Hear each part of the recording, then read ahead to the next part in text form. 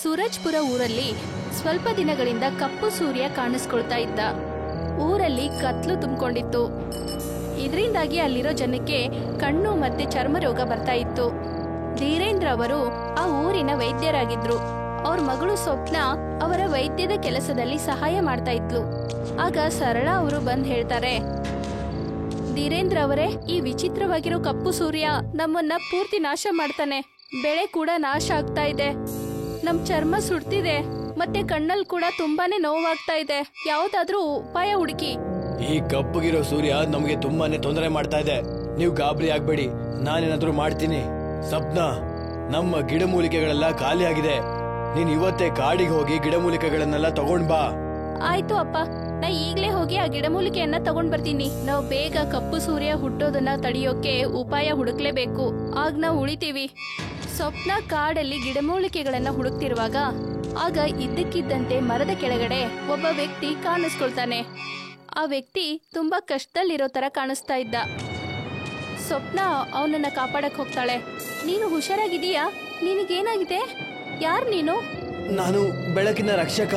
ಗಿಡಮೂಲಿಕೆಗಳನ್ನ ತಗೊಂಡು ಹೋಗೋಣ ಅಂತ ಬಂದಿದ್ದೆ, ಆದ್ರೆ ಕಪ್ಪು ಸೂರ್ಯ ನಮ್ಗೆ ತೊಂದರೆ ಮಾಡ್ತಾ ಇದೆ. ಈ ಕಪ್ಪು ಸೂರ್ಯ ನಮ್ಮನ್ನ ಕೊಂದೆ ಹಾಕ್ಬಿಡುತ್ತೆ. ಬೆಳಕಿನ ರಕ್ಷಕನಾ? ಕಪ್ಪು ಸೂರ್ಯನ ಜೊತೆ ಹೋರಾಡೋದಕ್ಕೆ ಒಂದೇ ದಾರಿ ಇರೋದು.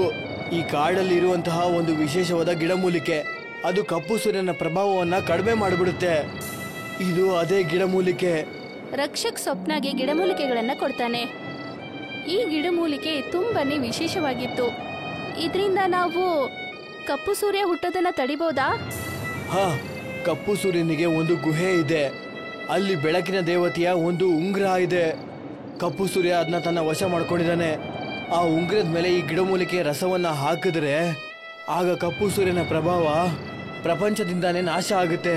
ಆದರೆ ಈ ಕೆಲಸ ಯಾವ್ದಾದ್ರು ಒಬ್ಬ ಮನುಷ್ಯ ಮಾಡಬೇಕು. ನಾನು ಮನುಷ್ಯ ಅಲ್ವಲ್ಲ, ಒಬ್ಬ ದೇವದೂತ. ಆದ್ರೆ ಮನುಷ್ಯರೇ ಏಕೆ? ಯಾಕಂದ್ರೆ ಇದೆಲ್ಲ ಆಗಿರೋದು ಮನುಷ್ಯರಿಂದಾನೆ. ಯಾಕಂದ್ರೆ ಮನುಷ್ಯ ತುಂಬಾ ಆಳವಾಗಿ ನೊಂದು ಹೋಗಿದ್ದಾನೆ. ಅವನ ಮನಸ್ಸಲ್ಲಿ ಆತ್ಮವಿಶ್ವಾಸ ಮುಳುಗಿ ಹೋಗ್ತಾ ಇದೆ. ಒಂದ್ ವೇಳೆ ನೀನಿನ ಸಾಹಸ ಮತ್ತೆ ಆತ್ಮವಿಶ್ವಾಸನ ಎಬ್ಬಿಸಿದ್ರೆ, ಒಟ್ಟು ಮಾಡಿದ್ರೆ ಇಡೀ ಮನುಷ್ಯ ಕುಲ ಈ ಕಪ್ಪು ಸೂರ್ಯನ ವಿರುದ್ಧ ಜಯ ಸಾಧಿಸಬಹುದು. ಸರಿ, ಮೊದ್ಲು ನೀವು ಮನೆಗ್ ಬನ್ನಿ, ನಿಮ್ಗೆ ಔಷಧಿ ಅವಶ್ಯಕತೆ ಇದೆ. ಸ್ವಪ್ನ ರಕ್ಷಕನನ್ನ ಮನೆ ಕರ್ಕೊಂಡ್ ಬರ್ತಾಳೆ. ರಕ್ಷಕ ಹುಷಾರಾದ್ಮೇಲೆ ಹೇಳ್ತಾನೆ, ಸ್ವಪ್ನ, ಆ ಕಪ್ಪು ಸೂರ್ಯನ ಗುಹೆಗೆ ಹೋಗೋದಕ್ಕೆ ದಾರಿ ತುಂಬಾನೇ ಕಠಿಣವಾಗಿದೆ. ನಾನ್ ನಿನ್ ಜೊತೆ ಬರ್ಬೋದು, ಆದ್ರೆ ನೀನು ಕೂಡ ನಿನ್ನ ಶಕ್ತಿಯನ್ನ ತೋರಿಸ್ಬೇಕು. ನಿನ್ನೊಳಗಿರೋ ಭಯನ ನೀನ್ ಸೋಲಿಸ್ಬೇಕು. ರಕ್ಷಕರೇ, ಸ್ವಪ್ನ ತುಂಬಾನೇ ಧೈರ್ಯವಂತ ಹುಡುಗಿ. ಹಾ, ನಾನು ಆ ಗುಹೆ ಹತ್ರ ಹೋಗಿ ಆ ಕಪ್ಪು ಸೂರ್ಯನ ನಾಶ ಮಾಡ್ತೀನಿ. ನನಗಿದ್ ಕಷ್ಟ ಆಗ್ಬೋದು, ಆದ್ರೆ ನಾನು ಇದನ್ ಮಾಡ್ತೀನಿ. ಸ್ವಪ್ನ, ಹೇಳೋದ್ ಸುಲಭ, ಆದ್ರೆ ಮಾಡೋದು ಕಷ್ಟ. ಹುಷಾರಾಗಿರು. ನಾನ್ ನಿನ್ ಜೊತೆ ಬರ್ಬಹುದು, ಆದ್ರೆ ಕೇವಲ ಗುಹೆ ತನಕ. ಗುಹೆ ಒಳಗಡೆ ನನಗೆ ಬರೋದಕ್ಕೆ ಸಾಧ್ಯ ಇಲ್ಲ. ಗುಹೆ ಒಳಗಡೆ ಹೋಗಿ ನೀನೇ ಆ ಉಂಗ್ರನ ಕಂಡಿಡಿದ್ಬಿಟ್ಟು ಅದ್ರ ಮೇಲೆ ಗಿಡಮೂಲಿಕೆಯ ರಸವನ್ನ ಹಾಕ್ಬೇಕಾಗುತ್ತೆ.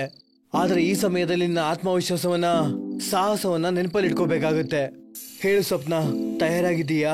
ಹೌದು ರಕ್ಷಕರೇ, ನಾನ್ ತಯಾರಾಗಿದ್ದೀನಿ. ಸ್ವಪ್ನ ಮತ್ತೆ ರಕ್ಷಕ ಕಾಡಲ್ಲಿ ಬರ್ತಾ ಇರುವಾಗ ಒಂದ್ ನದಿ ಹತ್ರ ಬರ್ತಾರೆ. ಆ ನದಿಯ ಸೇತುವೆ ತುಂಬಾ ಹಳೆಯದಾಗಿತ್ತು. ಆ ದೃಶ್ಯ ನೋಡಿ ಸ್ವಪ್ನ ತುಂಬಾನೇ ಭಯ ಪಡ್ತಾಳೆ. ಏನಿದು, ಸೇತುವೆ ತುಂಬಾ ಹಳೆಯದಾಗಿದೆ, ಇದ್ ಮುರಿದು ಹೋಗ್ಬೋದು. ಈ ನದಿನ ಹೇಗ್ ದಾಟೋದು? ಸ್ವಪ್ನ, ಹೆದರ್ಬೇಡ, ನಾವು ಇದನ್ನ ದಾಟ್ಲೇಬೇಕಾಗತ್ತೆ. ಹುಷಾರು, ಧೈರ್ಯದಿಂದ ನಮ್ಮ ಈ ಕಷ್ಟವನ್ನ ನಾವು ಪಾರ್ ಮಾಡಬಹುದು. ಆಯ್ತು ರಕ್ಷಕ ಅವ್ರೆ, ನನ್ ಭಯನ ನಾನ್ ತೆಗೆದು ಹಾಕ್ತೀನಿ. ನಾವಿಬ್ರು ಸೇರಿ ಈ ನದಿನ ದಾಟೋಣ. ರಕ್ಷಕ್ ಹೇಳಿರೋ ಮಾತ್ ಕೇಳಿ ಸ್ವಪ್ನ ಸೇತುವೆ ಮೇಲೆ ಹೋಗ್ತಾಳೆ. ಸೇತುವೆನಲ್ಲಿರೋ ಕಟ್ಟಿಗೆಗಳು ಮುರಿಯೋ ಹಾಗಿತ್ತು, ಆದ್ರೆ ಸ್ವಪ್ನ ನಿಧಾನವಾಗಿ ಬ್ಯಾಲೆನ್ಸ್ ಮಾಡ್ಕೊಂಡು ಹೋಗ್ತಾ ಇದ್ಲು. ಮತ್ತೆ ಇಬ್ರು ಹೋಗ್ತಾನೆ ಇದ್ರು. ನಾವಿದನ್ನ ಮಾಡ್ಬೋದು, ನೀವು ಗಮನ ಕೊಡಿ, ಇನ್ನು ಮುಂದೆ ಹೋಗಿ.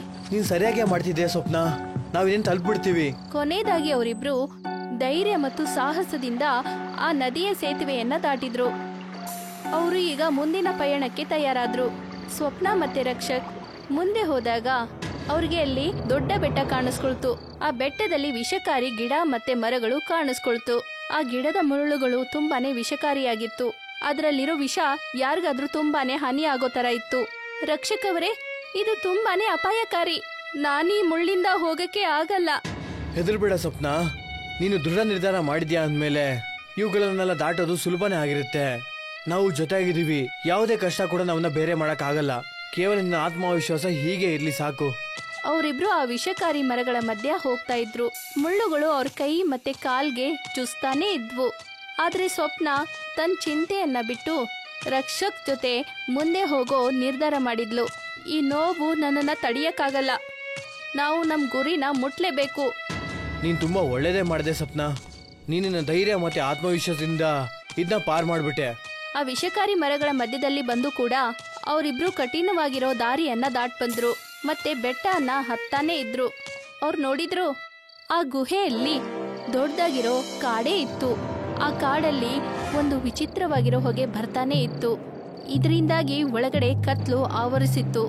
ಇದೇನಿದು, ಈ ಹೊಗೆ ಎಲ್ಲಿಂದ ಬರ್ತಾ ಇದೆ? ಆದ್ರೆ ಈ ಕಾಡು ತುಂಬಾನೇ ಅಪಾಯಕಾರಿ ಅನಿಸ್ತಿದೆ. ಇದು ಕೇವಲ ಹೊಗೆ ಅಷ್ಟೇ ಅಲ್ಲ, ಇದರ ಬೇರೆ ಜಾದು ಇರಬೇಕು ಅನ್ಸಂತೆ. ಇನ್ನ ದಾಟೋದಕ್ಕೆ ನಮಗೆ ಧ್ಯಾನ ಮತ್ತೆ ಸಾಹಸ ಎರಡೂ ಬೇಕಾಗುತ್ತೆ. ಈ ಹೊಗೆಯಿಂದ ನಮ್ಮ ಮಾನಸಿಕ ಪರಿಸ್ಥಿತಿ ತುಂಬಾನೇ ಹದಗೆಡ್ತಾ ಇದೆ. ಒಂದ್ ವೇಳೆ ನಾವಿಲ್ಲಿಂದ ಆಚೆ ಬರಬೇಕು ಅಂದ್ರೆ ನಾವು ಇದನ್ನ ಗಮನ ಇಟ್ಟು ನೋಡ್ಬೇಕಾಗುತ್ತೆ ಮತ್ತೆ ನಮ್ಮ ಆಸೆಗಳನ್ನ ಹಿಡಿದಿಟ್ಕೋಬೇಕಾಗುತ್ತೆ. ಸ್ವಪ್ನ ಮತ್ತೆ ರಕ್ಷಕ್ ಆ ವಿಚಿತ್ರವಾಗಿರೋ ಹೊಗೆನ ದಾಟ್ಬೇಕು ಅಂತ ಐಡಿಯಾ ಮಾಡ್ತಾರೆ. ಅವರು ಆ ದಾರಿಯಲ್ಲಿ ಹೋಗ್ತಿರುವಾಗ ಅವ್ರಿಗನ್ಸುತ್ತೆ ಆ ಹೊಗೆ ಇನ್ನೂ ಹೆಚ್ಚಾಗ್ತಿದೆ ಅಂತ. ಇದೇನಿದು, ನನಗನ್ಸುತ್ತೆ ನನ್ನ ಆತ್ಮವಿಶ್ವಾಸ ಕಡಿಮೆ ಆಗ್ತಿದೆ ಅಂತ. ನಾನು ನನ್ನ ಪೂರ್ತಿ ಧೈರ್ಯ ಕಳ್ಕೊಂಡ್ಬಿಟ್ಟೆ. ಸ್ವಪ್ನ, ಇದಕ್ಕೆಲ್ಲ ಹೆದರ್ಕೊಳಕ್ ಹೋಗ್ಬೇಡ. ಇದು ಕೇವಲ ನಿನ್ನ ಮನಸ್ಸಿನ ಆಟ ಅಷ್ಟೇ. ನಿನ್ನ ಭಯನ ನೀನು ಗೆದ್ದುಬಿಟ್ರೆ ಈ ಎಲ್ಲ ಸಮಸ್ಯೆಗಳನ್ನ ನೀನು ಗೆದ್ದಂಗಾಗುತ್ತೆ. ನಾವು ಕೇವಲ ಈಗ ನಮ್ಮ ಯಾತ್ರೆ ಬಗ್ಗೆ ಮಾತ್ರ ಗಮನ ಇಟ್ಕೋಬೇಕು. ಸ್ವಪ್ನ ಜೋರಾಗಿ ಒಂದು ಉಸಿರು ತಗೊಂಡು ರಕ್ಷಕ್ ಹೇಳಿರೋ ಮಾತನ್ನ ಕೇಳ್ತಾಳೆ. ನಿಧಾನವಾಗಿ ಅವರಿಬ್ರು ಆ ಕಪ್ಪು ಹೊಗೆಯಲ್ಲಿ ದಾರಿಯನ್ನು ಹುಡುಕ್ತಾ ಬರ್ತಾರೆ. ಆ ಹೊಗೆಯಿಂದ ಹೊರಗೆ ಬಂದಾಗ ಅವರು ಗುಹೆ ಒಳಗಡೆ ಹೋಗೋ ದಾರಿಯನ್ನ ನೋಡ್ತಾರೆ. ನಾವಿದನ್ನ ಮಾಡ್ಬಿಟ್ವಿ. ಈಗ ನಾವಿಬ್ರು ಆ ಗುಹೆ ಒಳಗಡೆ ಹೋಗೋಕೆ ತಯಾರಾಗಿದ್ದೀವಿ. ಆದ್ರೆ ಇನ್ನು ಕೆಲವು ಆತಂಕಗಳು ಸ್ವಪ್ನನ ಕಾಯ್ತಾ ಇದ್ವು. ಸ್ವಪ್ನ, ಇದಕ್ಕೂ ಮುಂದೆ ನಾನು ಬರೋದಕ್ಕಾಗಲ್ಲ. ಇದಾದ್ಮೇಲೆ ಪ್ರಯಾಣನ ನೀನು ಒಬ್ಳೆ ಮಾಡ್ಬೇಕಾಗತ್ತೆ. ರಕ್ಷಕ್ ಅವ್ರೆ, ನೀವಿಲ್ದೆ ಅದ್ ಹೇಗೆ? ನೀನಿಂದ ಮಾಡ್ಲೇಬೇಕಾಗತ್ತೆ. ಮತ್ತೆ ಆ ಉಂಗ್ರನ ಪಡ್ಕೊಳ್ಳೇಬೇಕು. ಆಮೇಲೆ ಅದಕ್ಕೆ ಗಿಡಮೂಲಿಕೆ ಔಷಧಿಗಳನ್ನ ಹಾಕು. ಈ ಕಪ್ಪು ಸೂರ್ಯನ ನಾಶ ಮಾಡೋಕೆ ಇದೊಂದೇ ದಾರಿ ಇರೋದು. ಆಗ ಅಲ್ಲಿ ಅಚಾನಕ್ ಆಗಿ ಕಪ್ಪು ಸೂರ್ಯ ಬಂದ. ನೀನ್ ಎಲ್ಲಿಗೆ ಹೋಗ್ತಿದ್ಯಾ ಸ್ವಪ್ನ? ನೀನ್ ನನ್ನನ್ನು ಮುಗಿಸೋದಕ್ ತಾನೇ ಬಂದಿರೋದು. ನಾನು ಮನುಷ್ಯನ ಆತ್ಮವಿಶ್ವಾಸವನ್ನ ಕುಗ್ಸೋದಕ್ಕಂತಲೇ ನಾನು ಇಷ್ಟೆಲ್ಲ ಮಾಡಿದ್ದು. ನೀನ್ ನನ್ನ ಪ್ರಭಾವವನ್ನ ಮುಗಿಸೋದಕ್ ಬಂದಿದ್ದ? ಹೀಗೆ ಯಾವತ್ತೂ ಆಗೋದಿಲ್ಲ. ನೀನ್ ಅವಳನ್ನ ಬಿಟ್ಬಿಡು. ಕಪ್ಪು ಸೂರ್ಯ, ನೀನ್ ಇನ್ನೂ ಮುಂದುವರಿಯೋದಕ್ಕೆ ನಾನು ಯಾವುದೇ ಕಾರಣಕ್ಕೂ ಬಿಡಲ್ಲ. ಸ್ವಪ್ನ, ನೀನ್ ಬೇಗ ಹೋಗು. ನಾನು ಕಪ್ಪು ಸೂರ್ಯನ ಇನ್ನೂ ಸ್ವಲ್ಪ ಹೊತ್ತು ತಡಿಬಹುದು, ಆದ್ರೆ ಜಾಸ್ತಿ ಹೊತ್ತು ತಡಿಯಕ್ಕಾಗಲ್ಲ. ಸ್ವಪ್ನ ಧೈರ್ಯದಿಂದ ಆ ಗುಹೆ ಒಳಗಡೆ ಹೋಗ್ತಾಳೆ. ಸ್ವಪ್ನ ಆ ಗುಹೆ ಒಳಗಡೆ ಬಂದಿರ್ತಾಳೆ. ಆದ್ರೆ ಅವಳ ದೃಷ್ಟಿ ಎಲ್ಲ ಕಡೆ ನೋಡ್ತಾನೆ ಇತ್ತು. ಆದ್ರೆ ಕತ್ಲಲ್ಲಿ ಒಂದು ಹೊಳೆಯುತ್ತಿರೋ ಉಂಗ್ರನ ನೋಡ್ತಾಳೆ. ಅದು ಬೆಳಕಿಗೆ ತುಂಬಾನೇ ಉಪಯೋಗ ಆಗ್ತಿತ್ತು. ಆಗ ಸ್ವಪ್ನ ಆ ಉಂಗ್ರನ ತಗೋತಾಳೆ. ಈಗ ಕಪ್ಪು ಸೂರ್ಯ ನಾಶ ಆಗ್ತಾನೆ. ಆಗ ತಕ್ಷಣ ಕಪ್ಪು ಸೂರ್ಯ ಅಲ್ಲಿ ಕಾಣಿಸ್ಕೊಳ್ತಾನೆ. ನನ್ನ ತಡೆಯೋದಕ್ ಸಾಧ್ಯ ಇಲ್ಲ ಸ್ವಪ್ನ. ನೀನ್ ಹೀಗ್ ಮಾಡೋದಕ್ಕೆ ನಾನ್ ಬಿಡೋದಿಲ್ಲ. ಆದ್ರೆ ಸ್ವಪ್ನ ಹೆದರ್ಕೊಳ್ಳಲ್ಲ. ಅವಳು ತನ್ನ ಧ್ಯಾನನ ಕೇಂದ್ರಿತವಾಗಿ ಇಟ್ಕೋತಾಳೆ. ಅವಳು ಗಿಡಮೂಲಿಕೆಗಳ ರಸವನ್ನ ಉಂಗ್ರದ ಮೇಲೆ ಹಾಕ್ತಾಳೆ. ಆ ರಸ ಎಲ್ಲ ಉಂಗ್ರದ ಮೇಲೆ ಬಿದ್ದಾಗ ಕಪ್ಪು ಸೂರ್ಯ ಮಾಯವಾಗ್ಬಿಡ್ತಾನೆ. ಈಗ ನಿನ್ನ ಈ ಕಪ್ಪು ಹೊಗೆ ಪೂರ್ತಿಯಾಗಿ ನಾಶ ಆಗೋಯ್ತು. ಗುಹೆಯಲ್ಲಿ ಬೆಳಕಿನ ಕಿರಣಗಳು ಕಾಣಿಸ್ಕೊಳ್ತು. ಸೂರ್ಯ ಹುಟ್ಟಿರೋ ಹಾಗೆ. ಹೊರಗಡೆ ಬಂದ್ ನೋಡಿದಾಗ ಅಲ್ಲಿ ರಕ್ಷಕ ಇರಲಿಲ್ಲ.